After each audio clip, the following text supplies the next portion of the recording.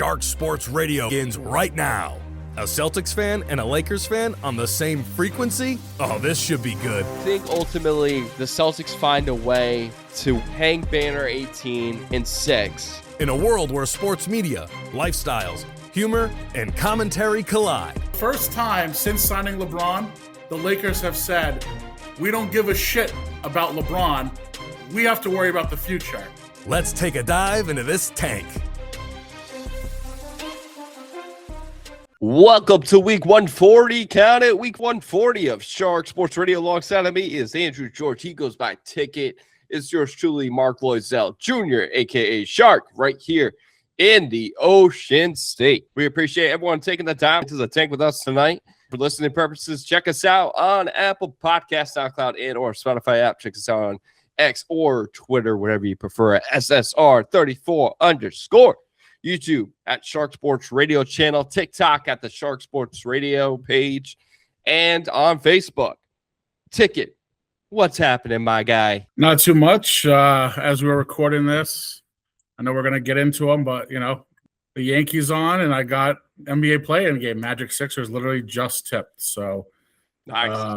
NBA playoffs, we got NHL playoffs right around the corner. Not a bad time of year. Not a bad time of year. And we just wrapped up the Masters. Yeah. So We got a little sweet action going on right now. We're in the middle of a great opportunity heading into the springtime, going into the summer. And speaking of springtime and summer, Ticket and I went on a nice golf outing. It was a fun outing on Sunday with the boys, having a couple of alcoholic beverages and, hitting the ball. Yeah, absolutely. Always. Hitting the ball, I would say, which, has been, but I will say, nice event, nice camaraderie. We had a couple of drinks, we got, some good food. Those dogs, man, those hot dogs. Hit the spot. Yeah. What were they, the Costco dogs? I don't know. I think Frank told me it was the Costco hot dogs. I remember I used to have a Costco membership, and, I've had a few of those dogs in my day. I remember them being, longer. Okay. Yeah, this one was, kind of fatter, right? Yeah. It's kind of like a sausage, it felt like. Almost. Yeah. But either way. Good dog. Great dog at the turn. You can't argue. Yeah. Yeah, you need a dog at the turn. You need a little alcoholic beverage at the turn, to loosen it up a little bit. We were out, I think, 10:30, 10:45. I think it was a little bit late, but we won't talk about that. For anyone that's ever played with me, that's the story of it doesn't matter what time the tea time is. I just have a knack of the weekend before, I get caught. I actually was going to be on time. There was an accident on, I think it was Route 4. We're playing down in. There's always an accident. Yep. Yeah, it was an accident. But this time, that's on me. Listen. Yeah. Hey, I'm not can't be out complaining. till 3 a.m. the night before and roll out of bed and hit golf balls. It just doesn't happen. Hey, I'm not complaining because Ticket was a great man.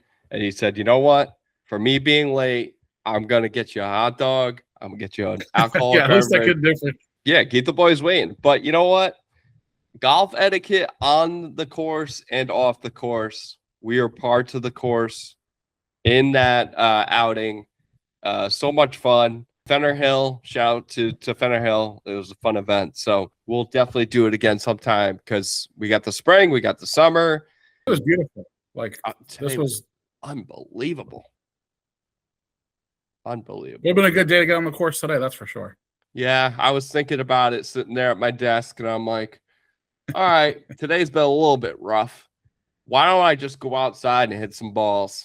Not a bad idea. But it was 75, 80 degrees. So we've been waiting for a while here in the Northeast, and a little bit of foreshadowing, to 5 questions. So we'll get into the weather. But first things first, we got to cover what we're going to talk about tonight. And the 2026 NBA playoffs is tipping off this week. We have more playing games tonight. Last night was a treat, and we'll get into all that and more, coming up. But we also have the second round of the playoffs heading into the weekend.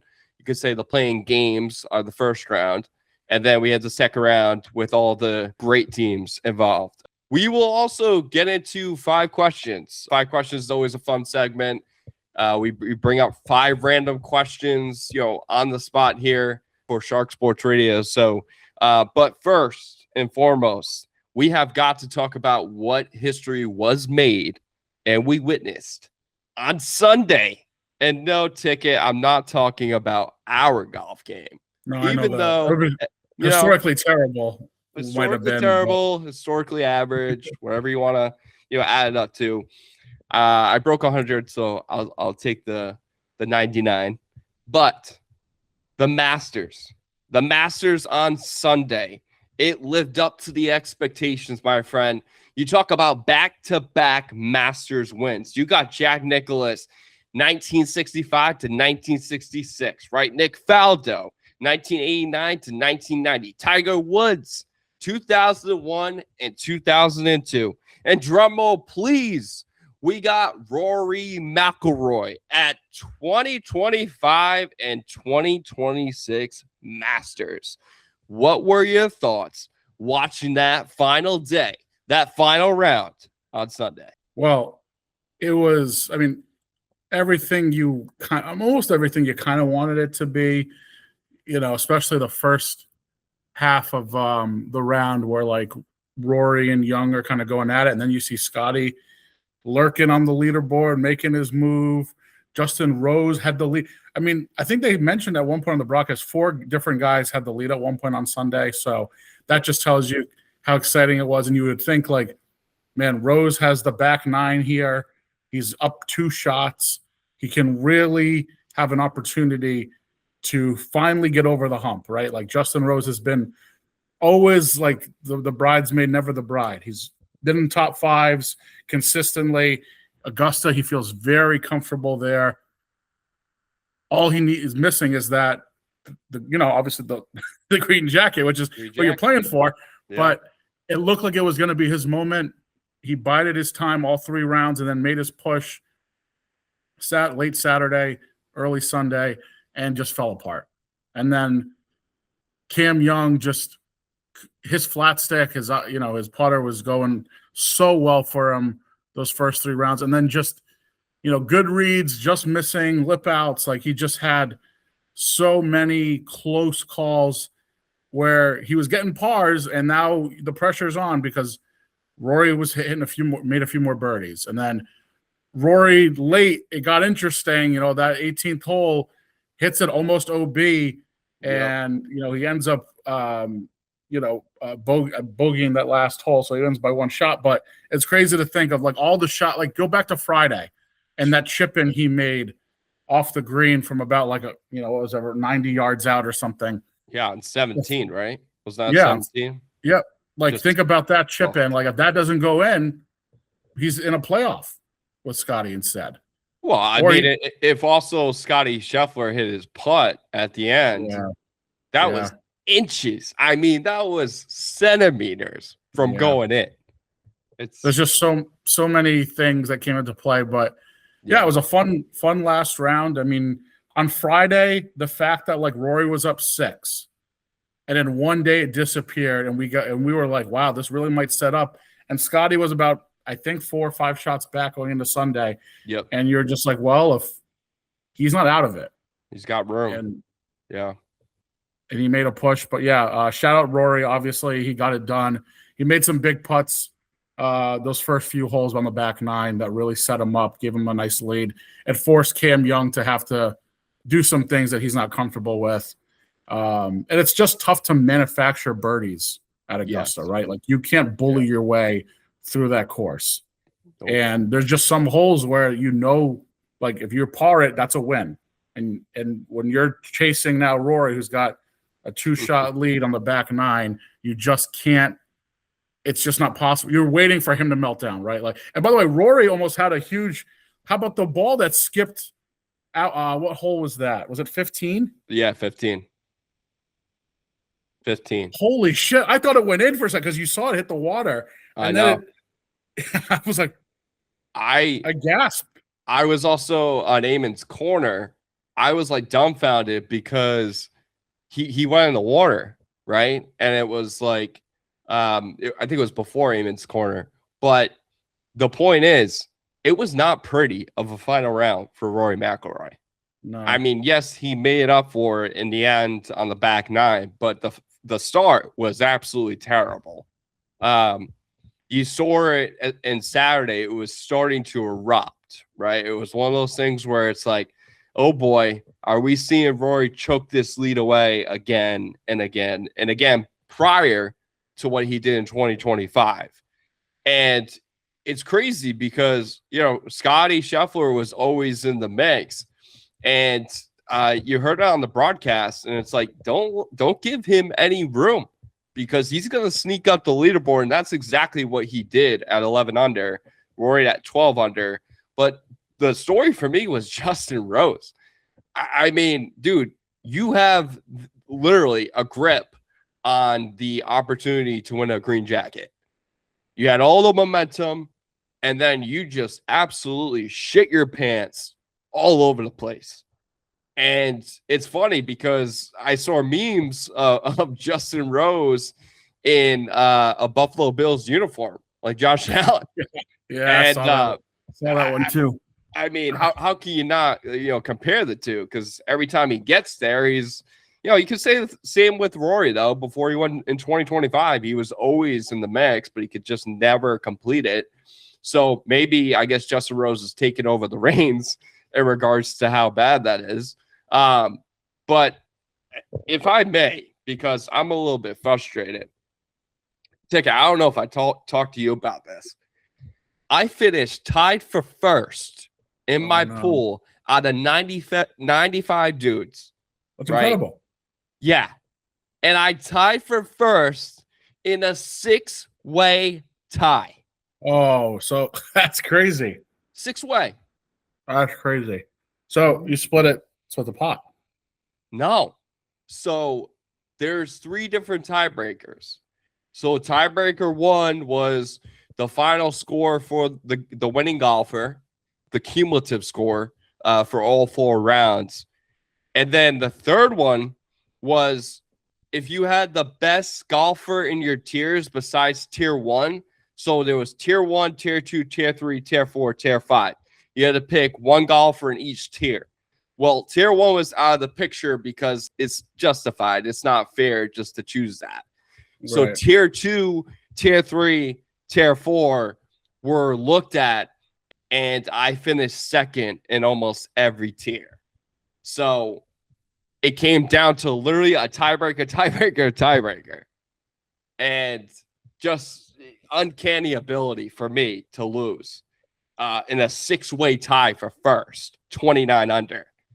I just had to get. I feel like at that point you talk to all the boys and you're like, "Hey, do we agree to just split this?" Yeah, but at the same time, it's like standing of 1, 2, 3, and like I'm cool with the guy that's running the league, but there's 95 dudes, so like it's not like the rules. Technically, you finished one out of your first, right? You hit tied. Yeah. I mean, whatever. But the rules were already painted beforehand. They lay it out to you, so you understand going in. So if there is a tiebreaker, they already have those rules set. It's like on an email. It's beautiful. It's beautiful. The spreadsheet's awesome. These guys do a hell of a job. It's just at the end of the day, I just wish we could ultimately win, right? 29 under.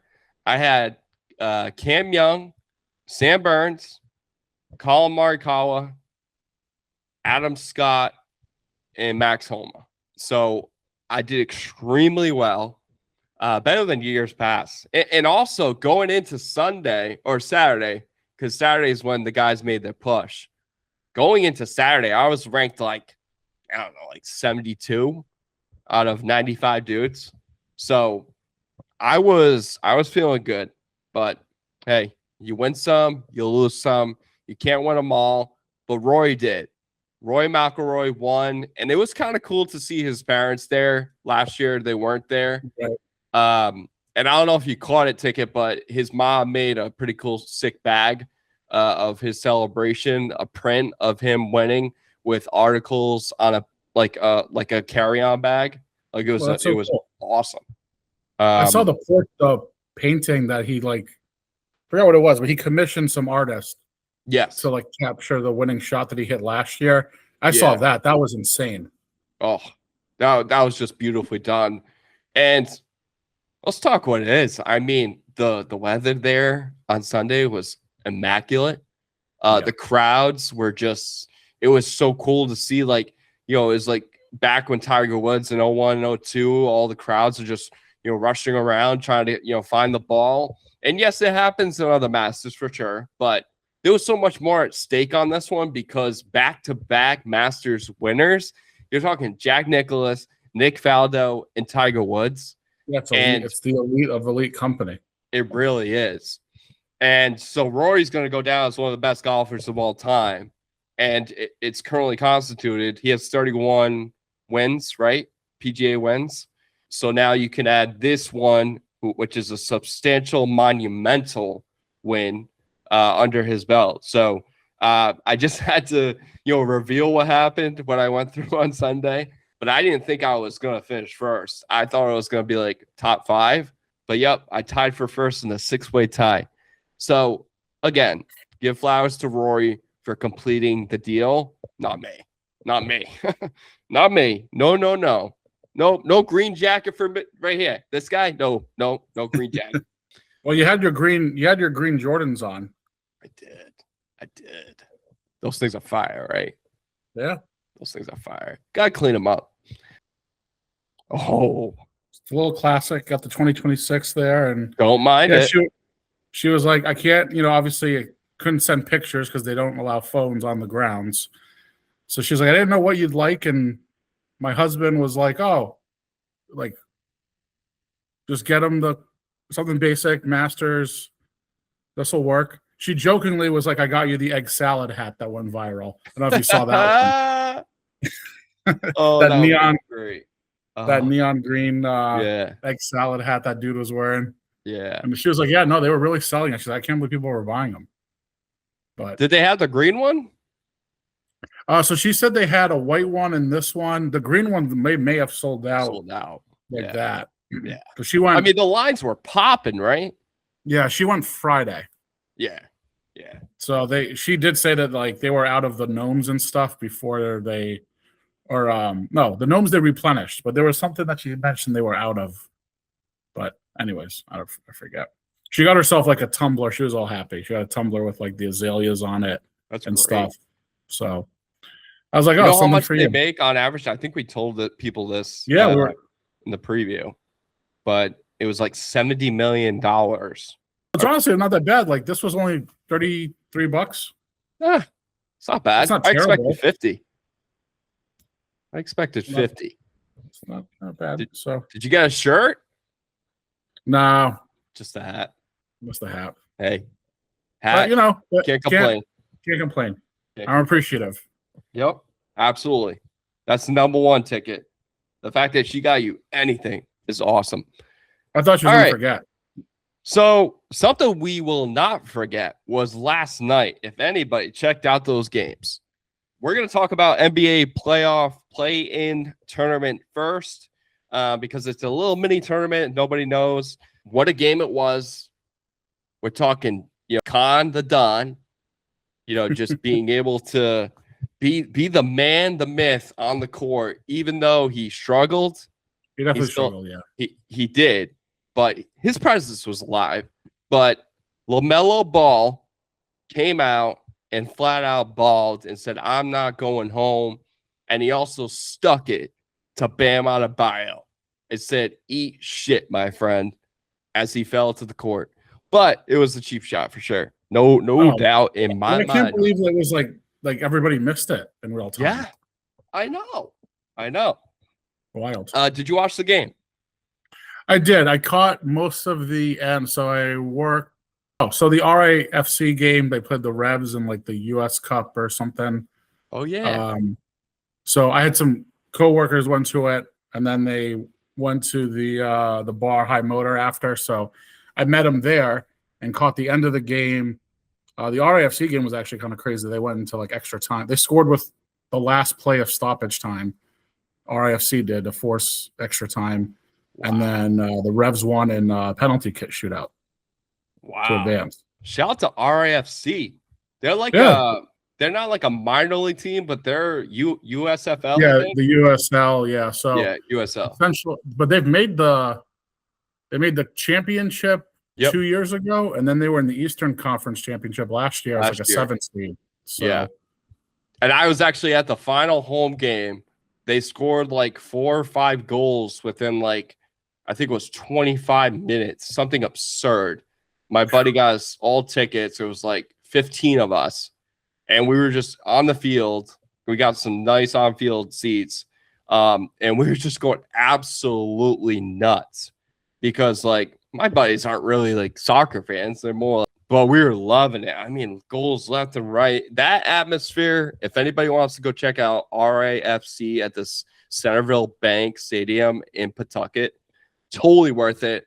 It's so good for kids. Such a good family atmosphere. They have a beer garden. They got great food. The tickets are pretty cheap too. They're reasonable. So if you want to go check out RIFC, I absolutely loved it.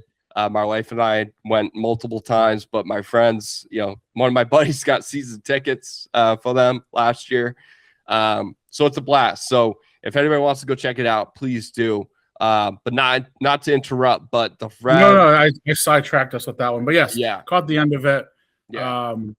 Awesome for the Hornets. I was rooting for them because the Heat obviously have been in relevance for, even though they haven't gotten over the hump, like they're always a team that you feel like you just don't go away, right? Like the Heat are always going to be around in the conversation. They'll have a chance to rebuild in free agency because it's the NBA and guys want to play in Miami. But yeah, I mean, great win for the Hornets. Listen, the second half of the season, they are one of the sneaky better teams in the NBA if you look at their record. And the thing with them is like they embrace who they are. Like they just want to run and shoot threes and get up and down the floor and shoot high volume threes, and they're going to go and they're not. And LaMelo is an exciting player. I wouldn't personally build a franchise around him, but you can't deny his talent. You can't deny that he is a box office player. And obviously came through, at the end for the Hornets at the, pretty much at the gun. What a performance, though, by you, like you said, Knuppel coming through.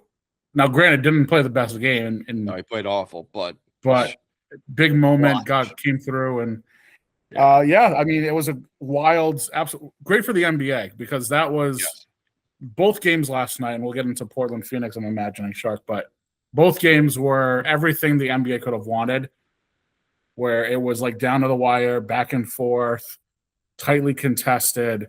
And how about the Portland trade? I think we got to give credit because Charles Lee changed around that program, that franchise, and he earned the right stripes. And I know I think he's part of Ime Udoka's trade.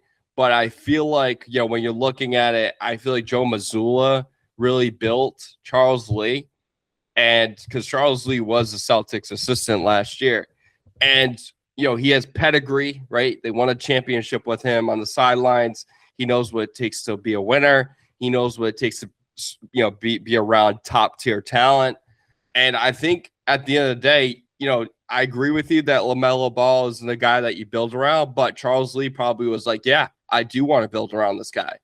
And I also want to go out and get a guy like Knuppel who can, shoot the rock at a high level and find to create his own. And you got Brandon Miller, who's lights out from three. And, you could do a lot of damage, Williams in the middle. Like you could do a lot of damage, with that type of young talent. And they have like a lot of depth too.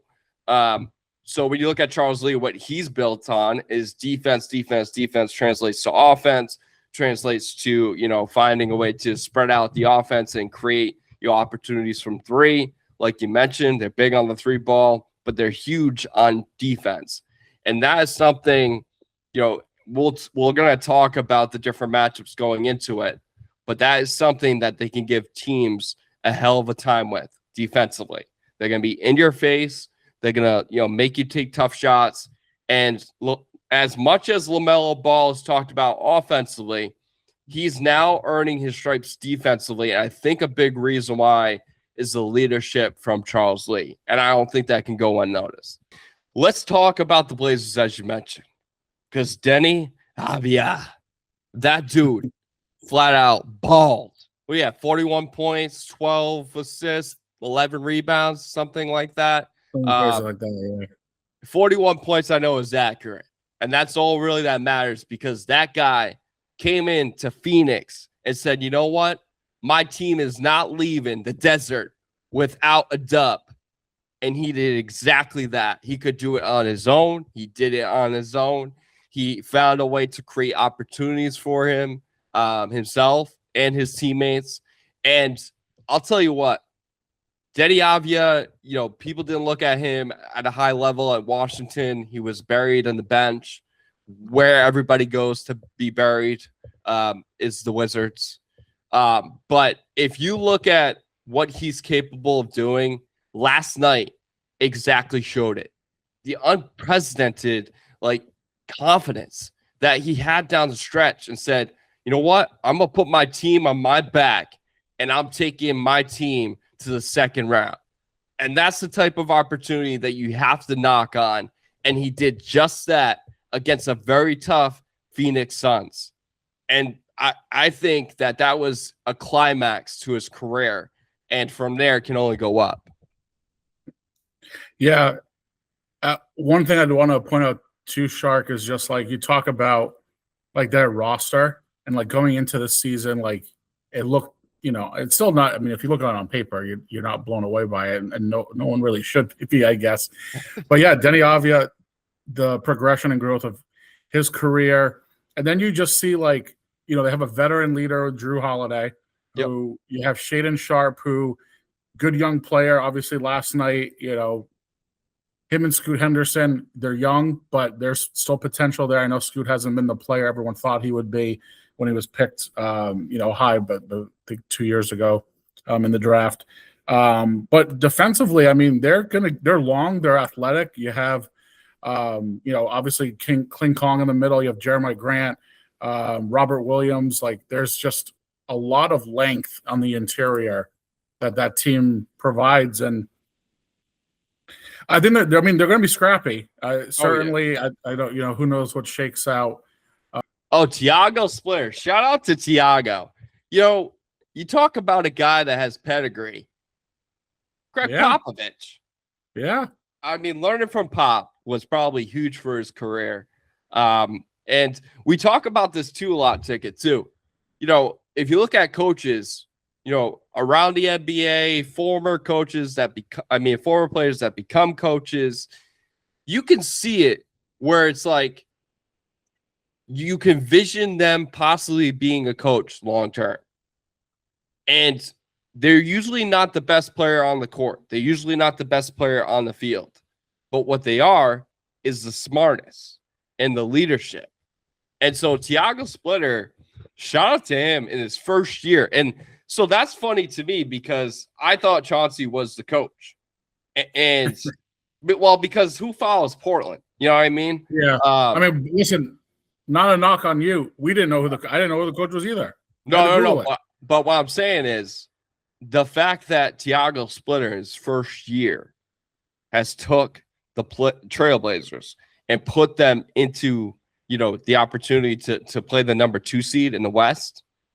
I mean, you're talking, that's big time by Tiago. That's huge. Yeah, it is. I mean, look who they beat. They beat a team with, the Phoenix Suns who, I know they're a few years removed from that finals team. The roster's different, but Devin Booker and Jalen Green are, if you're a casual fan, those are two pretty big names, right? You know who those guys are. Dylan Brooks.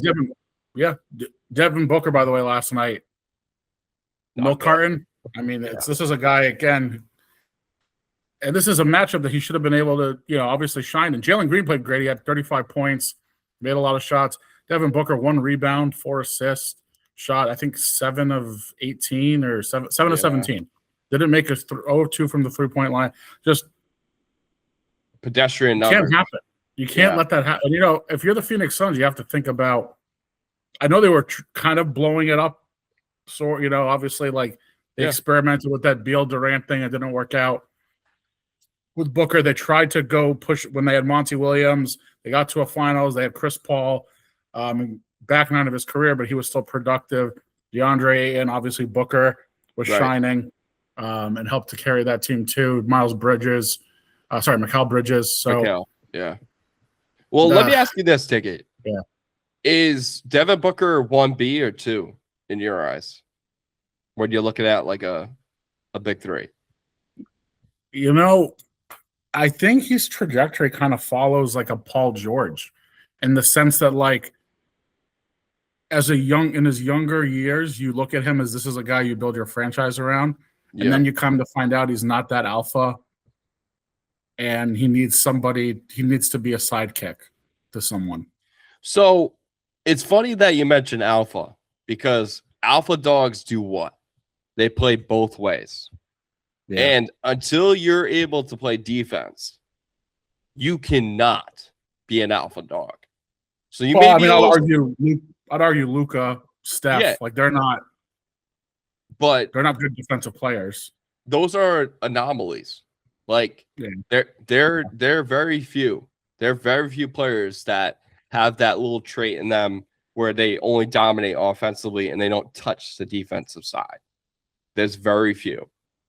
But in order for him to take that next step, that's my point.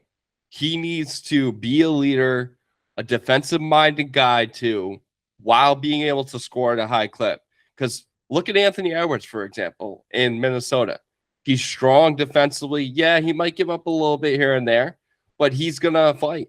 He's got that dog in him because he wants to compete. And you look at it, you know, you talk about Paul George. Yeah, exactly. You talk about Paul George too. And then you also like Bradley Beal, for example. Like he's still it's still in that type of rhythm. And so like that's something that Devin Booker needs to elevate on his game because otherwise he's probably going to go down an unfortunate number 3 on the depth chart, you know, when you're talking about big three. He's almost 30 years old. That's the other thing. He's been around a while. So let me ask you this. Where does he, if he's going to be a trade piece, right? Because I feel like you're not starting off a franchise with a 30-year-old, but also you're not starting off a franchise again with Devin Booker. So where do you see him? I guess, do like the Golden State Warriors continue their Band-Aid attempts and like think, okay, we could pair him with Steph and see what happens? I don't know. I mean, what about Orlando? Orlando, I guess, would make sense. Yeah, Orlando makes sense. Because I think he needs to be around talent in order for him. Yeah, like get him with him and Banchero. Yeah. Because I feel like with him, he's great when he has talent around him. Like we saw him with Kevin Durant, right? And, you know, his days were just, you know, tremendous, you know, going against Luka Doncic. Like he was scoring in bunches. You know, they're going toe-to-toe. And I feel like Kevin Durant kind of took the pressure off of him. Well, not kind of. He did. So I think Devin Booker needs that in order to be successful. So he's a guy that needs to be surrounded by talent in order to fulfill his, you know, opportunities. So that's just something that I wanted to bring up because I did see that too last night with Devin Booker, and I'm like, you know, it scratches my head because Denny Avia, you know, who came from the Washington Wizards, who doesn't come from any type of winning background, and you know he does that to you on your home court. That's gotta stick it to you, and so games do start this weekend. So we kind of have to guess, I guess, in a way, Ticket, what teams are going to do what, and I guess assume what we think would be the best fit for the 8 seed. Boston and 6. Boston and 6. When you shoot as high volume as they do with the shooters they have, you're bound to steal one game. So, if it's a 5-game series, I think it goes Boston's way. 3-1. Series will go 4. Yeah, so I think in a 7-game series, if it is 7, then be one of the best defensive teams in the Eastern Conference, and there's a reason for it. They're highly touted all across the perimeter and in the front court. But I got the Celtics. Let's talk about the 3 seed New York Knicks versus the 6 seed, yes, the Toronto Raptors. Do the Knicks have a chance against the Raptors? Of course they do. More than a chance. I mean, Toronto, this reminds me a little bit for the Knicks, like their series last year with Detroit, where they're getting like a good young upstart team that's not quite hit their potential, but they're going to be very scrappy. They're well coached. They play good basketball. They don't beat themselves, but they just don't have enough firepower to play with the Knicks. So I think Toronto will be able to steal a game or two. It'll be a competitive series. I don't imagine there'll be, a lot of big spreads, blowouts in this one. I think a lot of games will be close, similar to that Pistons series a year ago, like I said, for the Knicks. Yeah. So they're gonna get a dogfight. Scotty Barnes is a great player. Obviously, Grady Dick, for whatever, certainly the last name and some of his jersey swaps have caused him to go viral. Yeah. But he's a good player in his own right. So I don't want to take that away from him.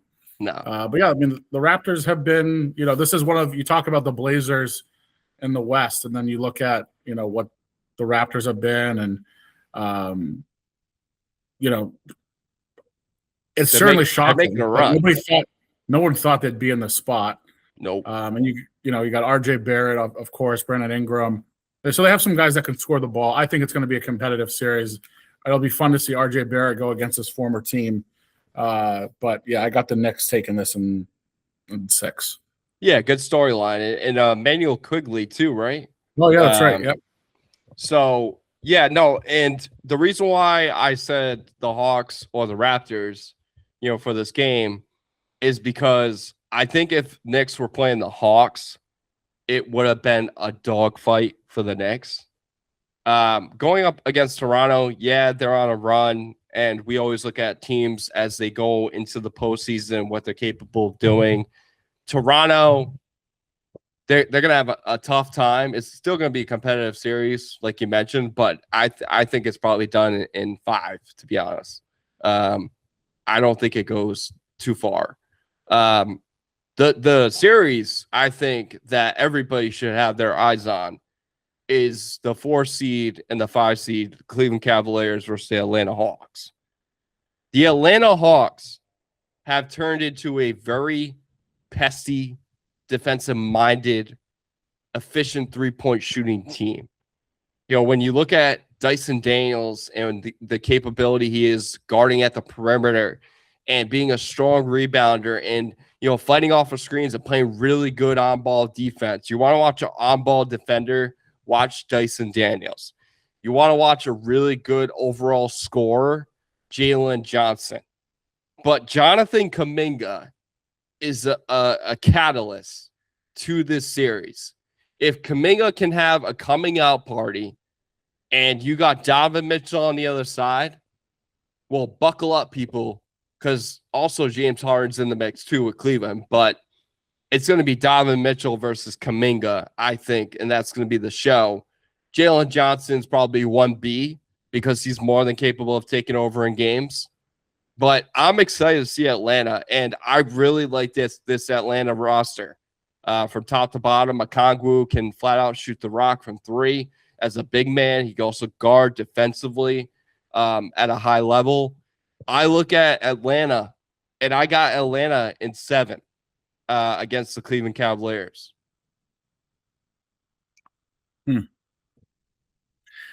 I think it goes 7 too. I got Cleveland though. I just think they're too talented. Atlanta, once again, like Toronto, they just feel like they're probably a year and some offseason moves away from really being able to be a threat and make a little bit of a run. I'm just going to entrust that Cleveland has enough firepower Now, granted, the firepower that they have are guys that historically fall short and are disappointments in the playoffs. But you know what? They usually get out of the first round. So I'm going to take Donovan Mitchell, James Harden, Evan Mobley. Not that Mobley's in the same category as them in terms of losing, and I really like Evan Mobley as a player. But let me ask you this, Ticket. Yes. And Quinn Snyder is the coach of Atlanta. Where did he coach prior to that? Jazz. Who was on the Jazz team? Donovan Mitchell. I trust Quinn Snyder putting a tremendous game plan against Donovan Mitchell. And that's why I do think that's the reason for Atlanta defeating Cleveland in 7. Even on Cleveland's home court, Cleveland's got a great fan base. That arena gets wild. Horrible city. Sorry, but it's not the best city. I talk about Cleveland all the time because I've been there and done that. It's not fun. Sound like Joakim Noah. Yeah, exactly. Remember the famous Joakim Noah press conference? It's like, you like Cleveland? You want to vacation with your family in Cleveland? You think Cleveland's cool? You think Cleveland's cool? Hawks in 7. Hawks in 7. Come on, Atlanta. Show me what you got. All right. And now the 8th seed. We got the Heat versus either the Orlando Magic or the Sixers. I think we could probably choose Orlando. Yeah. I gotta imagine if Orlando loses to the Sixers, the game's going on right now. What's the score? Check out that score. The Sixers are up 36-32. Okay. In the second quarter. Okay. So I think whoever wins that game between Magic and Sixers goes into the 8th seed. They go home right away. Right away against that pesky Detroit #1 seed. There is no chance that any of those 3 teams will give Detroit a fight. I don't believe so.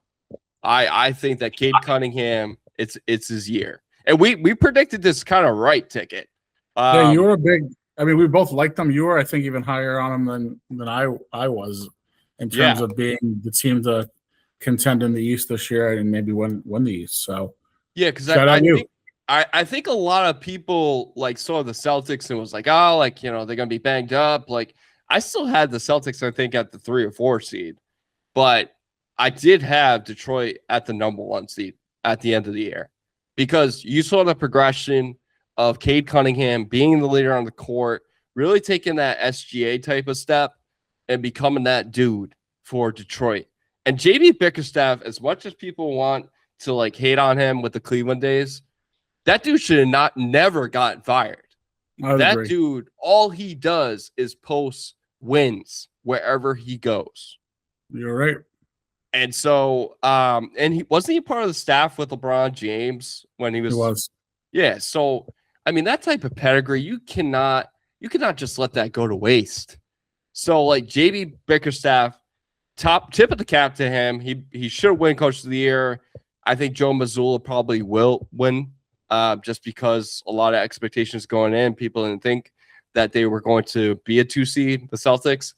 But JB Bickerstaff, I think, being the #1 seed and just taking charge of the East, and was it close, surpassing 60 games? That's insane to me. And so I'm looking at Detroit at a high level. They're going to defeat whoever they play amongst the Heat, Magic, and Sixers. Your thoughts? Yeah, I mean, it's you pretty much said what I would have said. Okay. So same wavelengths. But yeah, no, Shark. Hard to imagine this team not getting out of the first round. Yeah. They're too gritty, too tough. It doesn't matter. It's funny, they're a 1 seed, but as far as 1 seeds go, they're going to have a chip on their shoulder. That they're not going to take anything for granted. Nope. Similar to that city of Detroit, right? You think about Detroit, you think of that old school kind of tough, gritty, Ford factory, built Ford tough. And that's what this team is built. Jalen Duran obviously cannot be understated. His importance and his development, as much as Cade Cunningham has grown, he's been a big piece for them. I think they're just such a well-built roster. And this is, listen, I would like to see this team do well. Cade Cunningham is, I think, slept on, even as much as he was getting talked about this regular season and this and with the Pistons' success.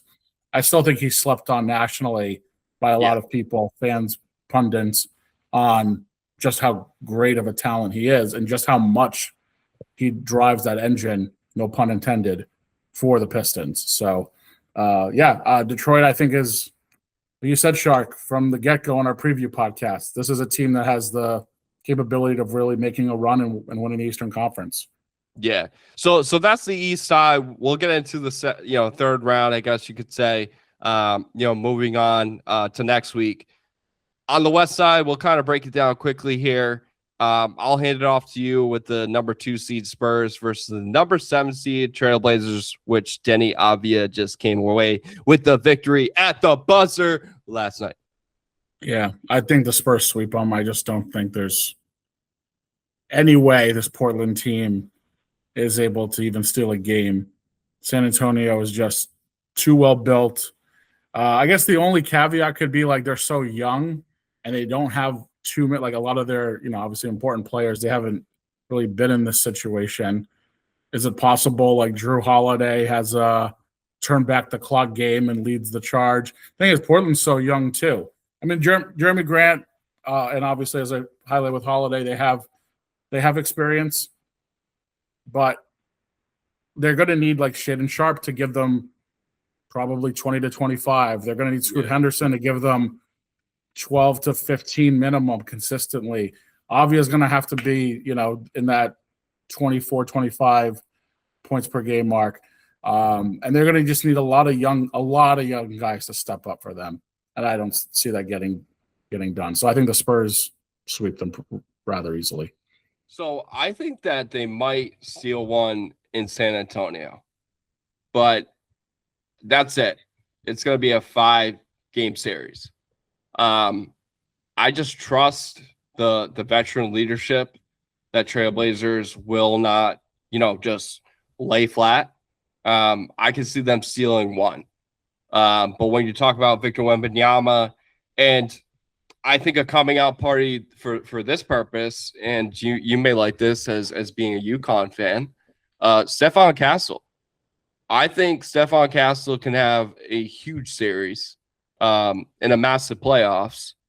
And I think the guard play is kind of overrated with like, oh, they got too many guards. They got De'Aaron Fox, and they got Dylan Harper, and they got, Stephon Castle.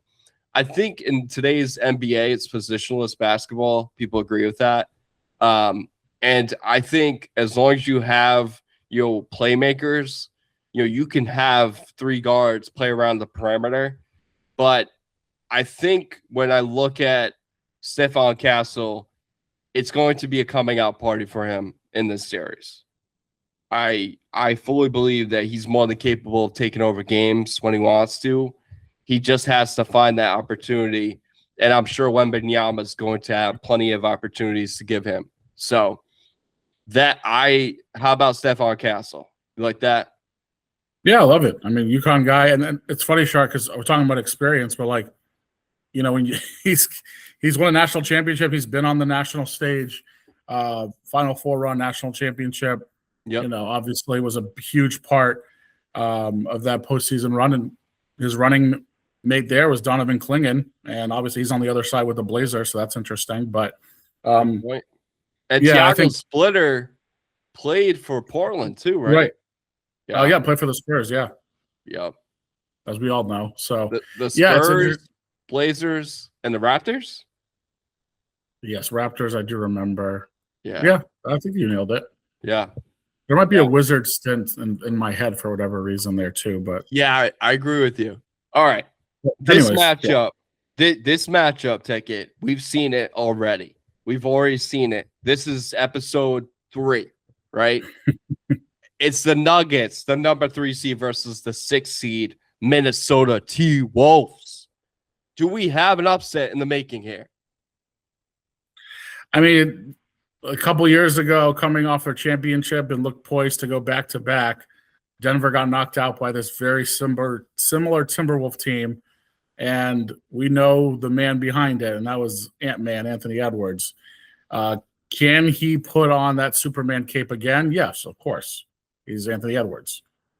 But I just think that Denver's too much. They really do. I mean, and Joker, Murray, we know about their pedigree. They've obviously been to the top of the mountain before, and I think they have a really good chance to get there again. I'm not foreshadowing too much, but this is a team that really has the capability to make that run. You know, I love Edwards. I would, you know, frankly, would like to see him win this series and have an opportunity to make a run in the Western Conference this year.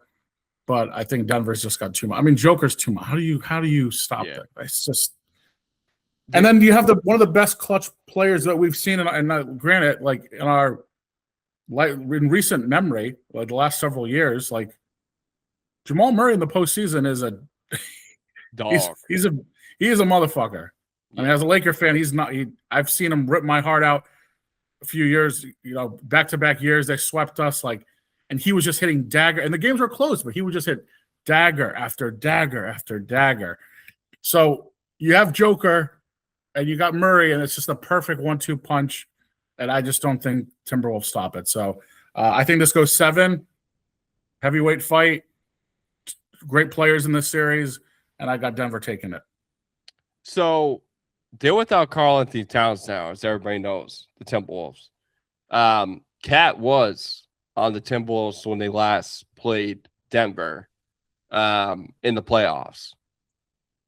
If you look at the makeup of what Denver is, they have changed. They have added to their roster. They have added talent to their roster. They added a really good supporting cast. You know, we talked about Denver in the past. You know, Mike Malone had issues, you know, trying to get talent, right? And, you know, coming off the bench. And they brought back Bruce Brown. They you know, have Aaron Gordon for depth. Chris Braun. I mean, they have some really good pieces that can hold their own. With Minnesota, you're right. It's going to have to be the Ant-Man show. But also, do not sleep on Jaden McDaniels. If that dude can come alive and find a way, Minnesota will find a way to win this series. That being said, it's Denver all the way.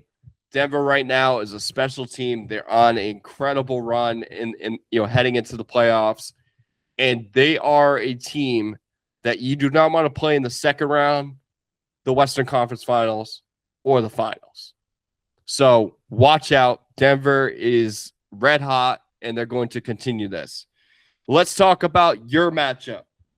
We got the LA Lakers, the number 4 seed, versus the number 5 seed, Houston Rockets. What do you got? Yeah, the Lakers being without Luka and Reeves, I mean, this is not going to be much of a series.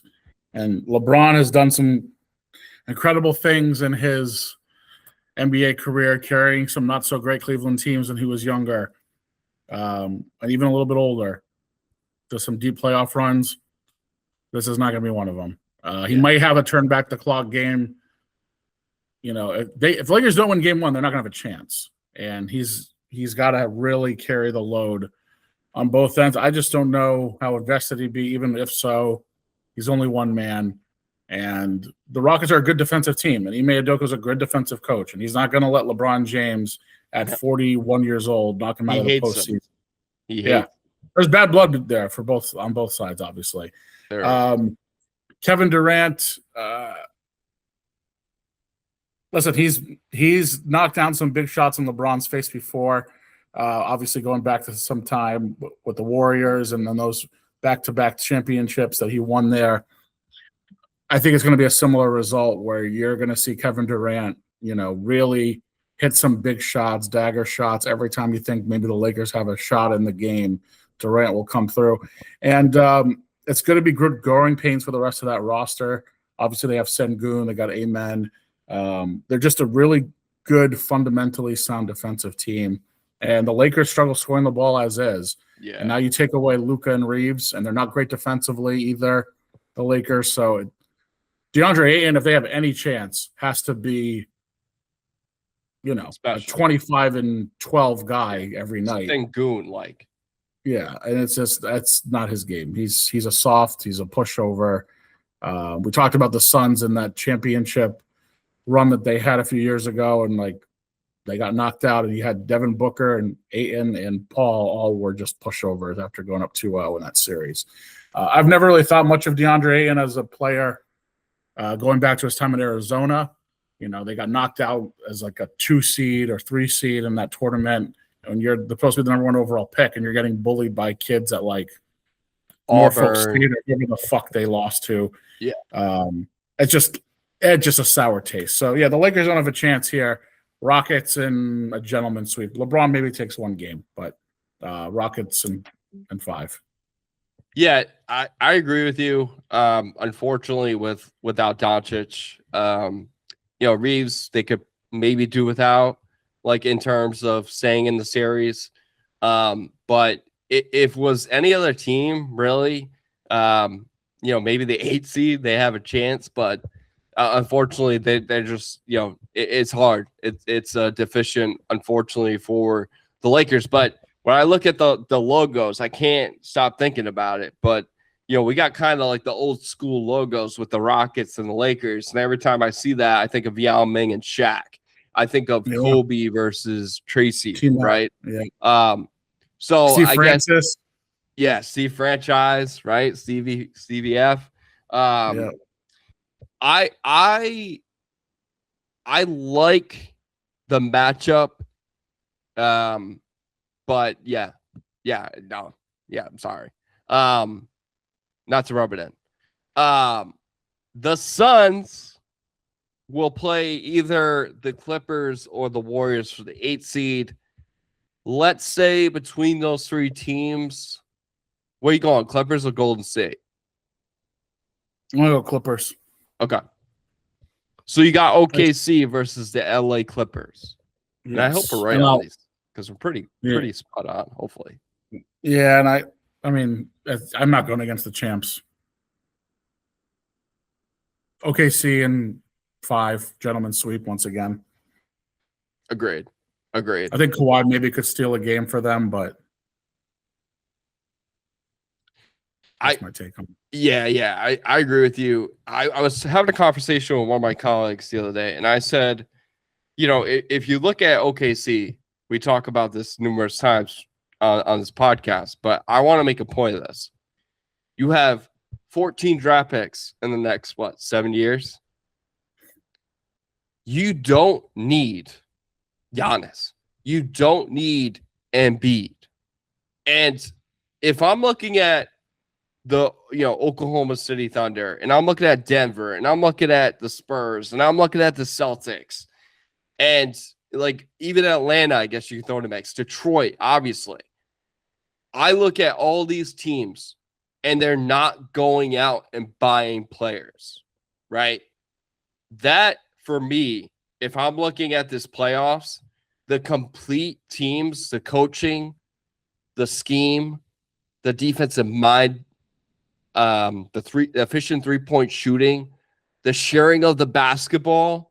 Like, if you want to watch good basketball, this is a good playoffs to watch because you have some complete teams. And so OKC is right up there for sure. But again, if you're looking at the totality of the tournament heading into the second round, there's going to be a lot of dog fights in the second round on the east side, on the west side.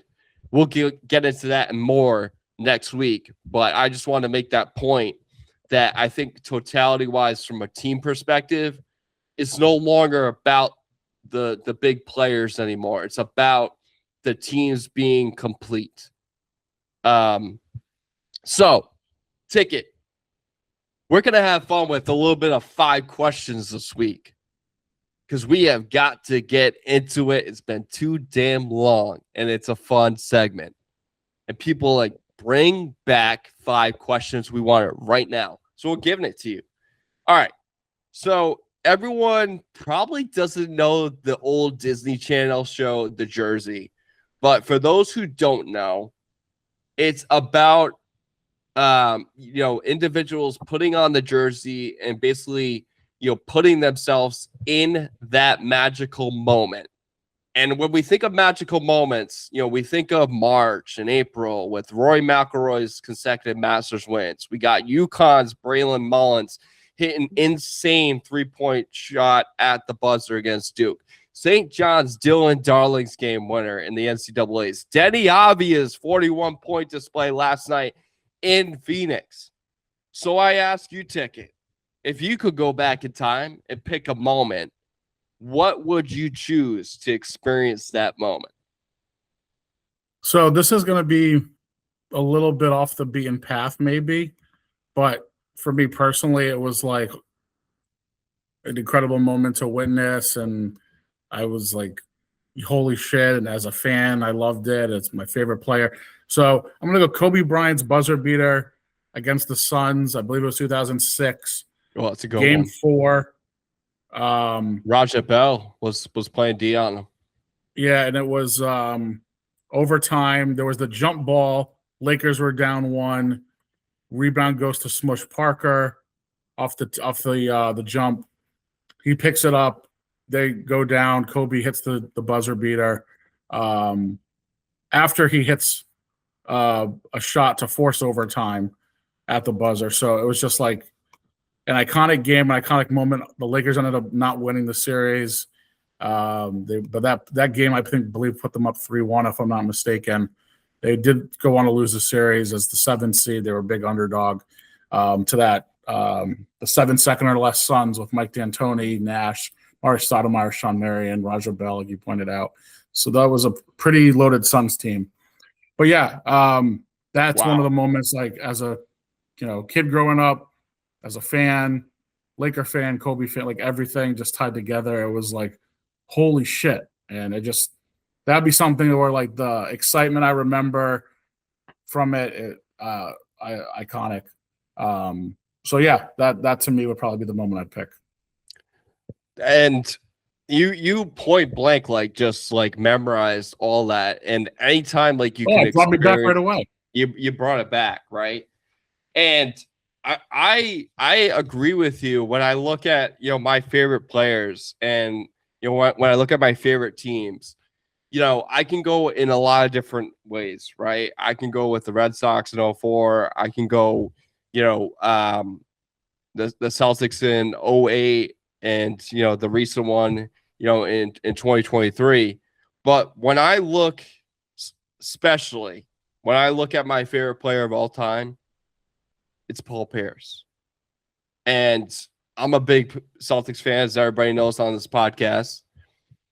That comeback, and I know you can close your ears because you were probably not happy when this happened. But in game 4 of the 2007 NBA Finals, the Celtics came away with the victory being down 28 points. And once that started to happen, and once you saw Ray Allen start getting to the groove and Paul Pierce became the playmaker and hitting shots and driving to the hoop, I became a believer that this team has a chance of winning an NBA Finals.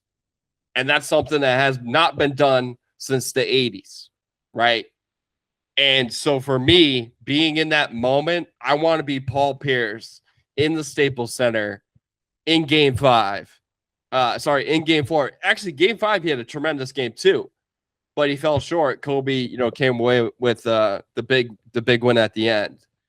But when you look at that moment, I cannot stop thinking about it. I remember running downstairs to my dad's room because he went to sleep. We were watching the game together with my brother as well. And we were watching that game. And we're like, oh, this is a wrap. Lakers got this. My dad went to bed. I still watched it. And I was like, Dad, you've got to wake up. This is happening. So I know you're closing your ears right now, but I just wanted to say that moment, too well. was tremendous. Was tremendous. and I became a believer, and I said they're going to win this series. And you guys had your moment in 09. So, like, I wouldn't be pissed if I were you. Yeah. You had your moment. All right. So let's move on to question number 2. So as mentioned throughout this podcast, we talk about the NBA play-in tournament. It's taking place. The playoffs will continue into the weekend. So check it out. So Ticket, I ask you, because we have just surpassed March Madness. Would you rather have a one and done type of situation like March Madness for NBA or leave as is? I mean, I would love to say somewhere in between, because I feel like the one game you don't get the same. Now, the excitement would obviously be incredible. Like, think about it in the respect of, like, historically, that Lakers team that beat the Sixers, game 1, famously AI said, put the brooms away. The only game the Lakers lost that postseason was game 1 on their home floor. Yeah. Put the brooms away. Ain't going to be no sweep. Yeah, ain't gonna be no sweep. I love AI though, man. But yeah, I mean, it would be really exciting, right? Like, if you lined it up where it was like similar to March Madness, where you have like Friday, Saturday, Sunday, and line them up, and who knows? Yeah, one game elimination. But I feel like Go I just ahead. feel like you can't do it. Growing up, didn't they do best of 5? Yeah, best originally. of 5. Yeah. I'm gonna be okay with that. Best of 3 for the first round, I wouldn't hate either. But one game elimination for basketball, I'm not crazy about that, because I don't think you get the best teams that win. But it would create more drama, more upsets, probably. I was gonna say that, but here's why I don't think it will ever happen. Is, well, one, we can fantasize this, right? We can say, oh, like, make it an NBA bracket, include all 30 teams, and allow them to play, right? Yeah. Never going to happen. No. But the point I want to make is it will never happen because of TV deals, right? Right. Exactly. It's networks. It is what it is. But I agree with you when you say make it shorter series. Like, maybe do a 3-game, 5-game, like you mentioned. I like that idea.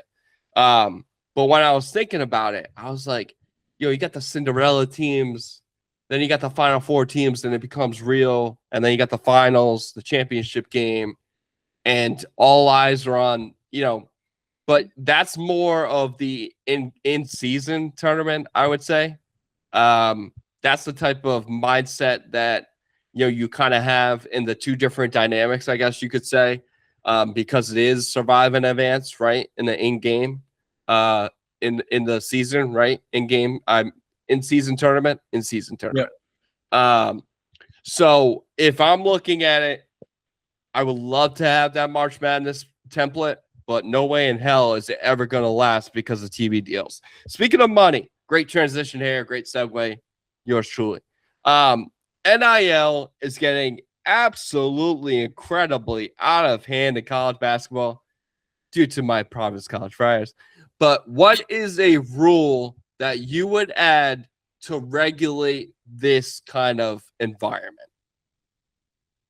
So I would say a few things, Shark. One would be, well, I guess the question is we can only get one thing, right, to implement. One thing, because we can go down the line. If you're looking at the list of items, what's most important to regulate this type of NIL? Well, there's a few things, but yeah, I mean, limit the amount of time someone can transfer. We literally have kids that are playing for 3 to 4 schools in 4 years. Like, how is that possible? Yeah.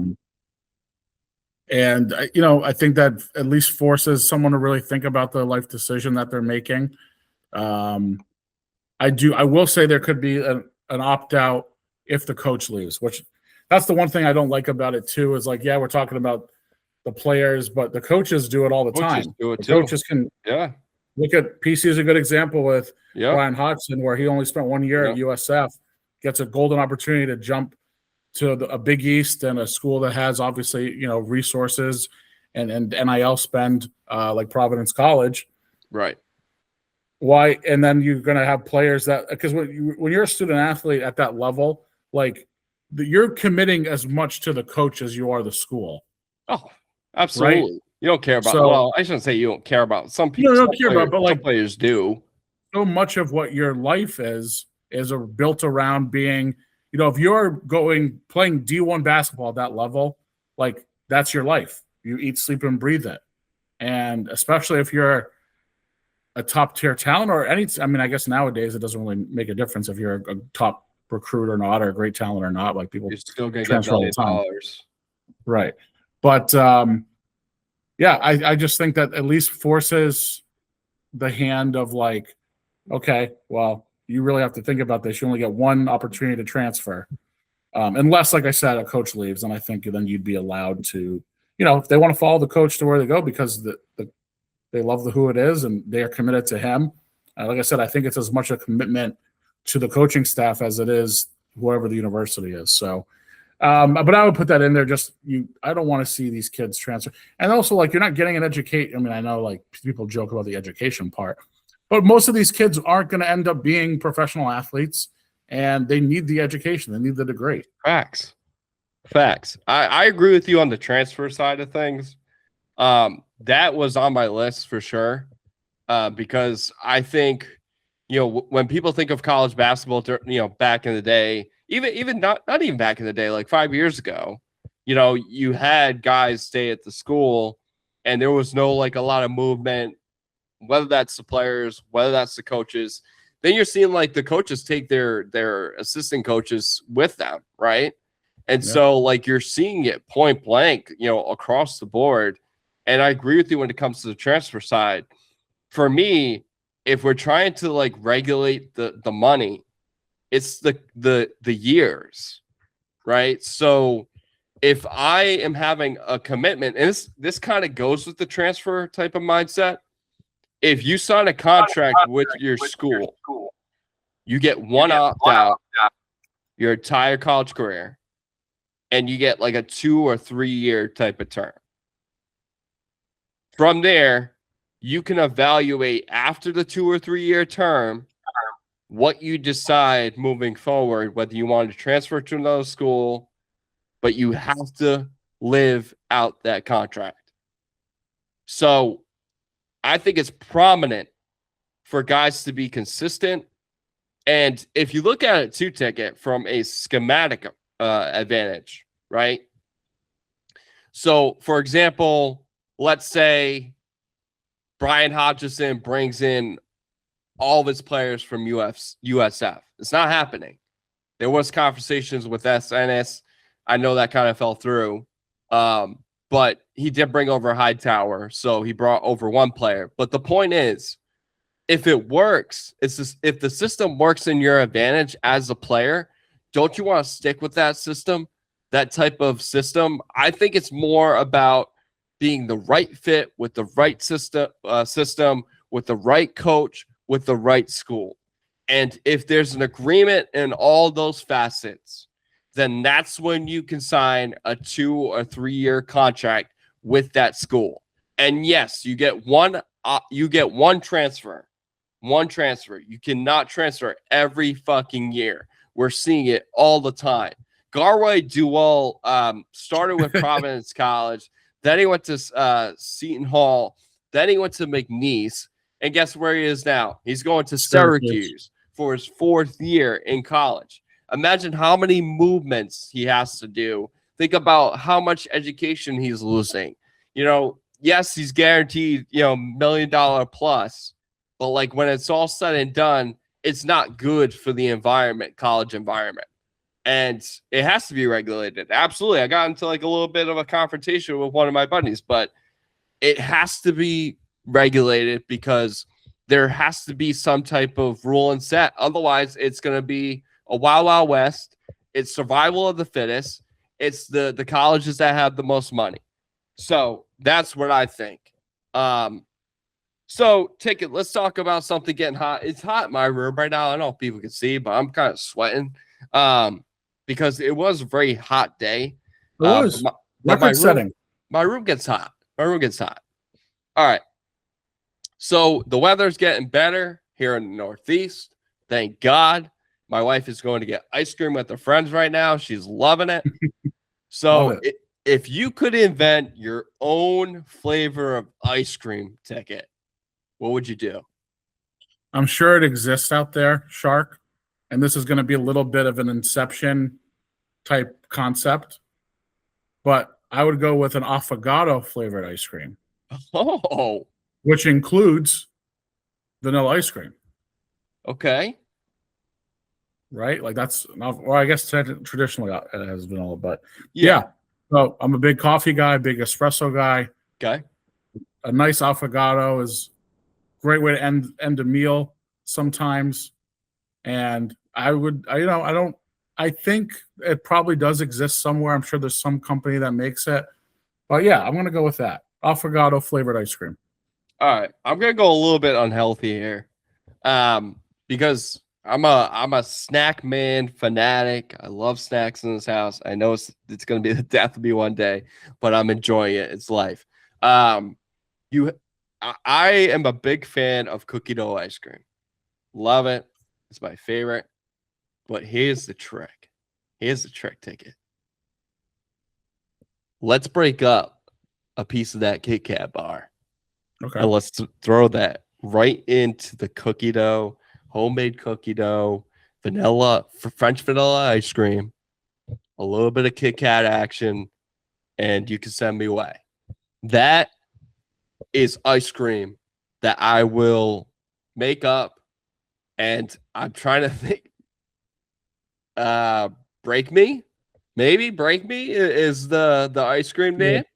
Because the Kit Kat bar, everybody knows, give me a break, hey, give me a break, hey, give me a break of that Kit Kat bar. Where else spot? The music stylings of one Mark Loisel. Yes, Shark. Nobody knows my real name. No, just kidding. It says it on the screen. I know it says it on the screen. It says it also in the intro. So that is my ice cream flavor. I've been thinking about it. I do have Kit Kat bars in my closet right now. And if I could get like a nice little cookie dough ice cream tomorrow, a little bit of French vanilla action, give me that. Give me that. Break it. All right. Shark, are you one of the ones, like I've heard people do this with Kit Kats and Reese's cups? You freeze them? I do freeze them. Okay. And I also, all right, so if we're talking freezing type of cookies, I mean, how can you not freeze Girl Scout cookies? I've never done that.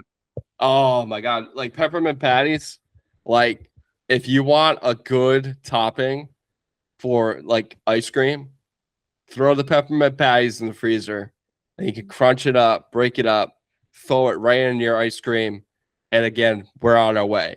The caramel delights, let's take a step back. Those don't have to be in the freezer. They got to stay fresh, but because the coconut, so you got to make sure it's fresh. Samoas, maybe you could stick them in the freezer, but you get that caramel tasting when you take a bite. Yeah. So, you got to be gentle with it. You got to be gentle. But with the peppermint patties, the Thin Mints, throw them right in the freezer, and I'll tell you, it changed your mind. Okay. So we got to talk about this last one. Question number 5. Super Mario Brothers debuted in theaters a few weeks back. So if you could turn a video game into a movie, what would you choose? Yep. I got you on this one. Yeah. I'm going back to like my childhood because I'm thinking like it's got to have to be something. Yeah. Like, I don't know. You know what comes to mind, Shark, is like Star Fox. Okay. Or Zelda. Hold on.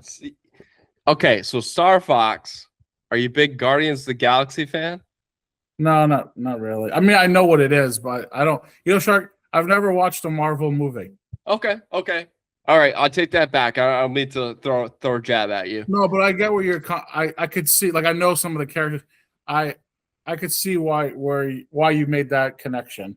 Yeah, because Star Fox is technically a part of Guardians of the Galaxy. Oh, I didn't know that. Yeah, I just thought you meant like because the characters are like kind of similar.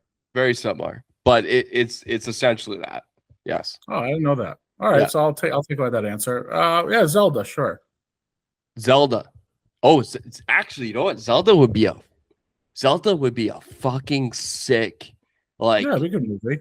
like medieval. Medieval, yeah. Yeah.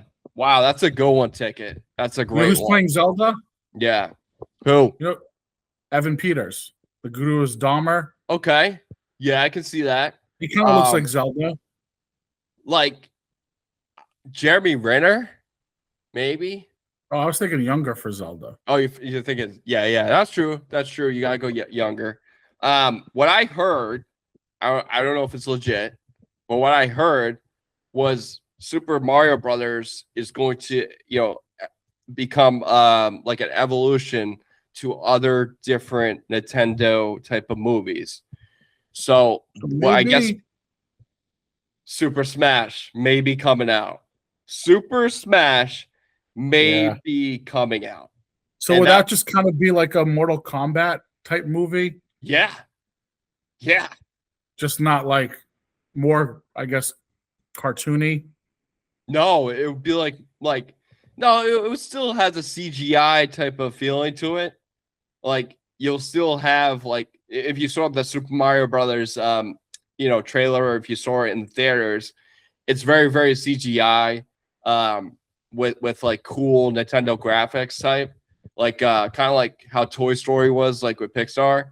But if I look at it from this perspective, if this is a build up to Super Smash Brothers, and you're going to talk about Captain Falcon, and you're going to talk about Bowser,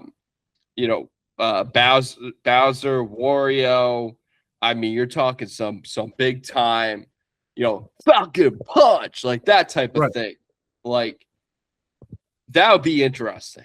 And I like your thinking on Zelda. I really like Zelda. As now I've had let it marinate, Shark. I have another answer. All right, go ahead. I like Red Dead Redemption. Arthur Morgan. Wild West. Yikes. That'd be a great movie. Yeah, that would be rated like no rated, because we would just see murder on murder left and right. That's a great game. Great game. It kind of has like that. What was that movie that Tarantino, like the Hateful Eight type feel to it? Eight. Yep. Yeah, that's a good call. When I was thinking about it, like, Call of Duty is kind of like World War II already, I was actually thinking Rayman's not the worst idea. I don't know if you remember Rayman back in the day. Do you remember Rayman for PlayStation? Rayman or Rain Man? Rayman. Oh, I don't know if I know Rayman. I'm gonna have to Google. Put this on the old Google machine. Yeah, he's got a little character to him. He does flips and shit, and just does. This game. I'm looking at the Rayman Gold. Looks familiar. Yeah, but I'm gonna scrap that. A serial cartoon character. I'm gonna scrap that because it came to my mind while I was thinking about writing this question. But here's the golden answer, my friend. Here's the golden answer. Halo. Oh yeah. Halo. It's a great answer. Man, can you imagine, like, who fits that role? Like, when I think of it, it's like Iron Man, like who do you think fits that role perfectly? I feel like it's got to be a bit more of a seasoned. Like, we're not talking about a young guy, right? Like, I would say more middle age to older profile. Yeah. I don't know why, but I'm thinking like Dave Bautista or something. Okay. Oh, yeah. That's a good one, actually. Pedro comes to my mind. Oh, okay. I'm thinking like a little bit like Bigger. bigger dude. Yeah. So, But not all like, right. I got it. Here we go. We're not saying The Rock. Everybody shut up. We're not saying The Rock. He's in No. enough. He's in enough. You want someone with some Girth. flair to him, a little bit of grit, Little grit. little grit. Yeah. Yeah. Yeah. Oh. When I say girth, what the fuck am I saying? All right. Jason Statham. Okay, yeah, I can see that. Yep, that works. Jason Statham in that costume, flying all over the place, killing aliens. Give me Halo all day, every day. It might be one of his better movies because he's not really in a lot of good ones, unfortunately. And with a caveat, so just add one more to the mix. One more, please. Need for Speed. Now, everybody's like, oh, you got Fast and Furious. Yeah. But Need for Speed, you could do a lot with, right? You could do a lot with. So Need for Speed, in my mind, because we talk about Jumanji, right? Jumanji was the old video game. Now movies come out for Jumanji. So it's becoming an evolution. It's really cool to see. So I'm really excited, and I hope Super Smash Brothers becomes the evolution from Super Mario Brothers. That would be tremendous. It's exciting. Ticket, before we head out, any final thoughts? No, listen, 5 questions. Shout out you, Shark, because you always nail it on the head, knock it out of the park, whatever expression you want to use. Get the juices flowing. Now I'm kind of excited with the video game movie concept. Now I'm going to be thinking of like, oh, what else could work here? Yeah. I'm going to take it to the group chat. Yeah. Take it to the group chat. And also, we can think of it during the week and be like, hey, next time, like, we could post a survey. Yeah, we could post a survey. On the socials, yeah. I mean, even thinking about like everybody likes the street games, like NBA Street, NFL Street, NBA Ballers. We talked about NBA Ballers on previous podcasts. Yeah. Like, you could make that into something. I think there's something there. Anybody who's listening, film directors, writers, my brother Tyler is a big writer. I think you could easily go to Xbox or PlayStation or Nintendo and start that up and start making things happen, because there's got to be an evolution from video games. And I think movies can help with that. So just an idea. Just a thought. Just a thought. But yeah. Just great. Guys, enjoy the games. Playing games. We're going on tonight. Yep. And we got tomorrow. NBA playoffs, NHL playoffs. We got it all. Baseball's in full effect. Our teams are doing terrible. Hey, I was talking to somebody real quick today about it. Division is up for grabs, so it's actually not the worst thing. At least we have the division look at and be like, hey, whoever can, get to the division race will win, right? Because right now the wild card is far, far, far away. Like, we're talking Star Wars, like, if you want to do a reference. All right, we got to wrap this up. People, thanks for tuning in. Thanks for 5 questions. Thanks for listening about NBA playoff preview and the Masters. We cannot stop talking about the Masters, but we will talk more about NBA playoffs next week. Thanks, Ticket. All right, guys.